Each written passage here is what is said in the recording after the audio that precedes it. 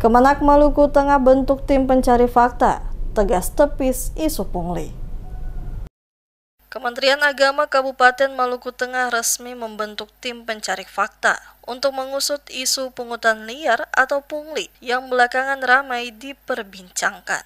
Kepala Kemenak Maluku Tengah, Abdul Ghani Wael, menegaskan langkah ini merupakan wujud komitmen pihaknya dalam menciptakan lingkungan kerja bersih, transparan, dan berintegritas. Selaku pimpinan, siap bertanggung jawab dan sesuai arahan Kakanwil yang menekankan agar dilakukannya bersih-bersih dari hal-hal yang tidak sepantasnya. Demikian penegasan Abdul Ghani kepada wartawan di Masuhi pada Selasa 30 September 2025.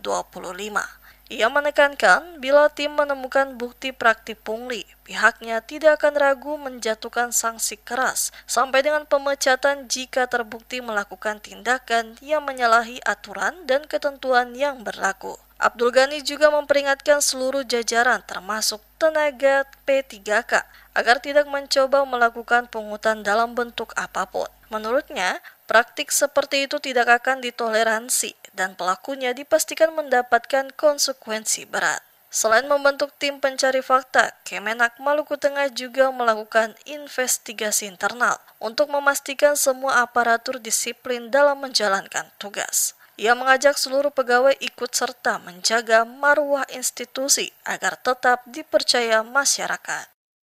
Kalau sampai ada pegawai Kementerian Agama yang merencanakan itu, maka dia itu akan dilakukan pemecatan. Kita bentuk tim dan kita lakukan akan lakukan pemeriksaan terhadap dia. Kita akan sukanya kepada Pak Kakanwil, agar Pak Kakanwil bentuk tim untuk memeriksa beliau sebagai tindak lanjut dari ini sesuai dengan prosedur.